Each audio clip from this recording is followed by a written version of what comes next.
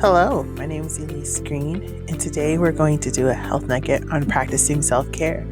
I know a lot of us have heard self-care being talked about, but I really believe that this year we need to learn how to take care of ourselves. With everything that happened in 2020, it's important to know how to take care of ourselves and practice self-care so that we are the best version of ourselves in 2021. So if you're ready, let's get started.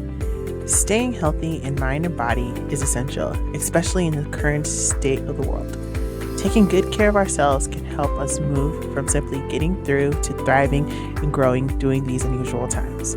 I know it's difficult sometimes just to figure out how to get through life, especially during a pandemic and with everything with the election. So it's really important that we stay healthy. We find healthy outlets that we can release the stress and the worry and anxiety so that we go from getting through life to we're thriving in life. So, what is self-care? Self-care is an activity we actively choose to do to take care of our physical, mental, emotional well-being. Why do we need to practice self-care? Well, for one, our well-being is important no matter the circumstances or state of the world. Whether this was a perfect year or not, we need to be healthy because health is wealth. And two, self-care helps us to manage stress better and allows us to be more productive. Taking care of ourselves helps us to keep a good work-life balance. So taking care of ourselves, it helps us to reduce stress. Stress can cause high blood pressure, and high blood pressure is a silent killer. So we need to learn how to manage our stress so that we can be the best we can be, no matter what life throws at us. There are 4 areas of self-care we're going to talk about briefly. The first is mental, and that is tending to your mind by practicing mindfulness and learning continuously. Then we have emotional, which is staying in touch or fully engaged with your emotions. The third is physical, which is tending to your physical body and keeping it healthy. And the last is social, staying connected with family and friends. Mental self-care is taking care of your mind.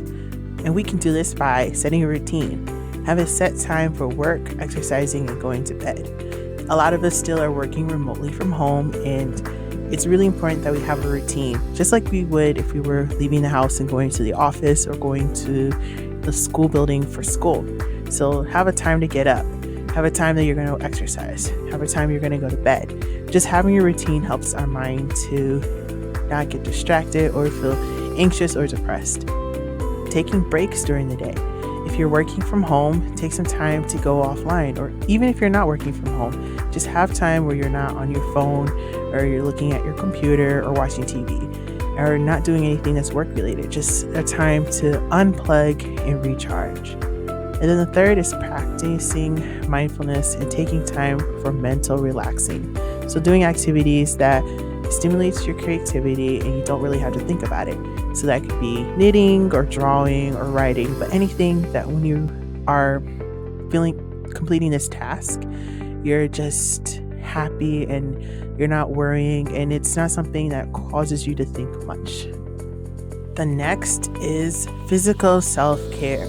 So physical self-care isn't just exercising and eating, it's also getting enough sleep.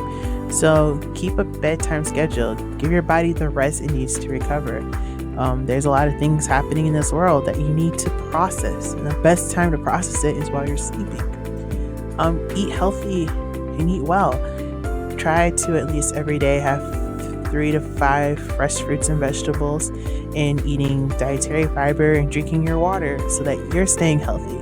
Because eating healthy helps to keep your mind clear. And then setting aside at least 30 minutes a day to work out or simply just move your body. So that means either doing a workout video or going to the gym or walking around the neighborhood or just dancing, but just doing something that gets your body to move.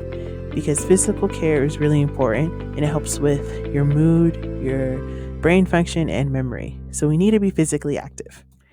Emotional self-care is so important. Emotional self-care is acknowledging your feelings and knowing that they are valid. You can do this by writing them down or sharing them with someone you trust. Also, practice gratitude. Think of at least 3 things you are thankful for every day. I know that can be difficult, but just remembering that, I'm thankful that I got up this morning, or I'm thankful that my favorite show had an episode that came on tonight. Those things help us to remember and to feel better, and remember that life isn't as bad as we think it is. Also, acknowledging your feelings is really important. I cannot stress this enough. Acknowledge when you're mad, acknowledge when you're sad, or you're happy, or even when you're horny, and know that they're valid, and tell someone that you love or you trust, this is how I'm feeling. And also, if you need, go and see a therapist. Therapy is really important in helping with that emotional and mental self-care.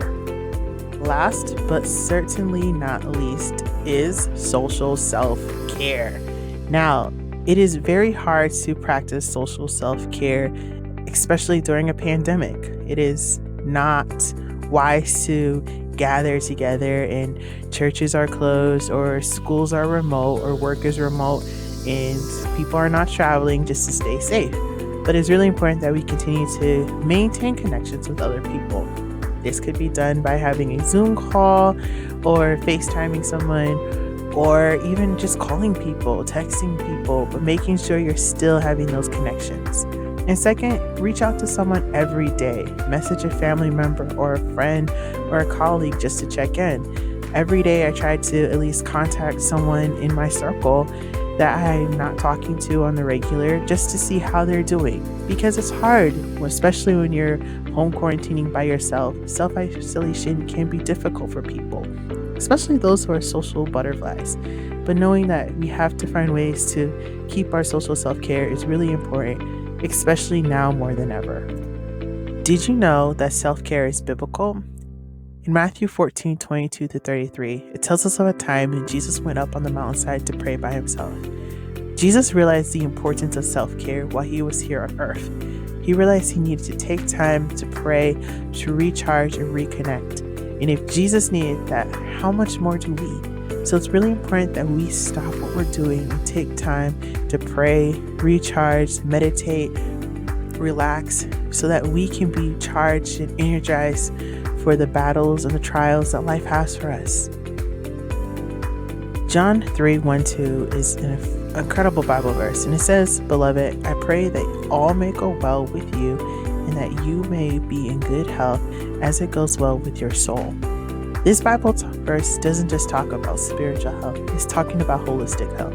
And God wants us to be healthy in every aspect of our life, physically, mentally, emotionally, spiritually, and socially. So we must take time to be in good health. And to do that, we practice self-care. Self-care is something we enjoy doing, not something we feel forced to do. Self-care, I like to think of it as your own personal date. So go, take yourself out on a date, whether that is drawing a bath and relaxing, or going for a walk, or shopping, or writing. Whatever you enjoy doing, go do it, relax, and have fun. Practice self-care and see how much better your life can get. Because when we are healthy, it doesn't matter what the life throws at us, we'll still thrive. So thank you so much for listening. If you have a topic you would like me to talk about, or have any comments or suggestions, please feel free to contact me. Here's my email address and my phone number. And please be sure to check out my blog, thisiselise.com, where we post other great information.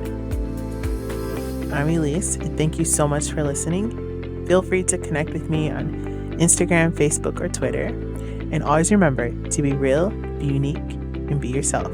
See you next time for another Health Nugget.